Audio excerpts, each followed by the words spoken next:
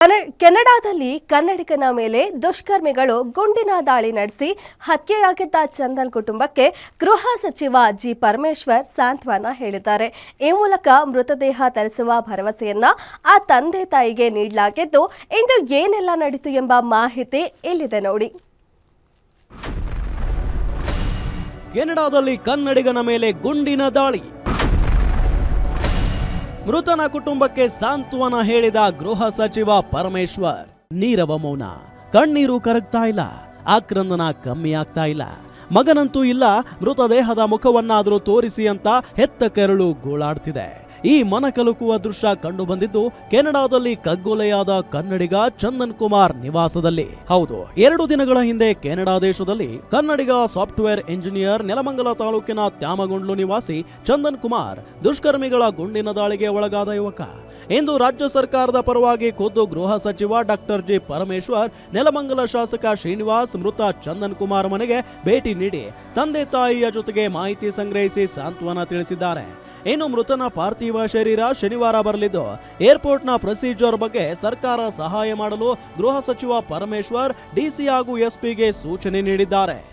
ಈ ಮಧ್ಯೆ ಅವರ ಪಾರ್ಥಿವ ಶರೀರವನ್ನು ಈಗಾಗಲೇ ಅವರು ಎಂಬಾಮಿಂಗ್ ಮಾಡಿ ನಾಳೆ ಅಲ್ಲಿ ಕನ್ನಡಿಗರಿಗೆ, ಅಲ್ಲಿ ಸ್ನೇಹಿತರಿಗೆ ಎಲ್ಲ ವ್ಯೂಯಿಂಗಿಗೆ ಇಟ್ಟಿದ್ದಾರೆ. ಆಮೇಲೆ ಶನಿವಾರ ಟೆಂಟೇಟಿವ್ ಆಗಿ ಶನಿವಾರ ಇಲ್ಲಿಗೆ ಬರುತ್ತೆ ಅಂತ ಹೇಳಿ ತಿಳಿಸಿದ್ದಾರೆ.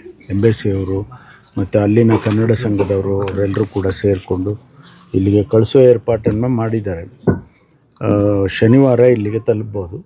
ನಮ್ಮ ಏರ್ಪೋರ್ಟ್ನಲ್ಲಿ ಏನೆಲ್ಲ ಪ್ರೊಸೀಜರ್ಸ್ ಇದೆ ಅದಕ್ಕೆಲ್ಲ ಸರ್ಕಾರ ಅದನ್ನು ಸಹಾಯ ಮಾಡಿಕೊಂಡು ಇಲ್ಲಿಗೆ ತರೋದಕ್ಕೆ ಈಗಾಗಲೇ ನಾನು ಸೂಚನೆ ಕೊಟ್ಟಿದ್ದೇನೆ ಮತ್ತು ಜಿಲ್ಲಾಧಿಕಾರಿಗಳು ಮತ್ತು ಇಲ್ಲಿ SP ಅವರೆಲ್ಲರೂ ಕೂಡ ಮಾಡ್ತಾರೆ.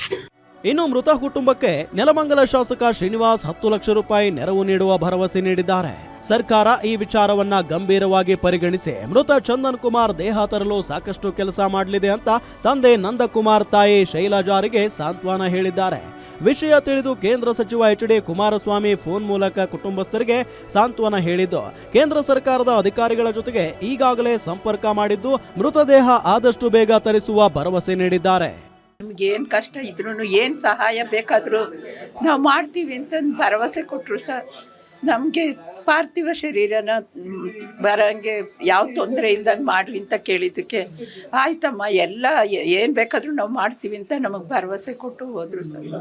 ಒಟ್ಟಾರೆ 6 ವರ್ಷಗಳಿಂದ ಕೆನಡಾದಲ್ಲಿ ಕೆಲಸ ಮಾಡುತ್ತಾ ಕನ್ನಡದ ಭಾಷೆಯ ಅಭಿಮಾನ ಸಾಂಸ್ಕೃತಿಕ ಕಾರ್ಯಕ್ರಮಗಳ ಮೂಲಕ ಎಲ್ಲರ ಮೆಚ್ಚುಗೆ ಪಡೆದಿದ್ದ ಚಂದನ್ ಕುಮಾರ್ ಮನೆಯಲ್ಲಿ ನೀರವ ಮೌನ ಆವರಿಸಿದೆ.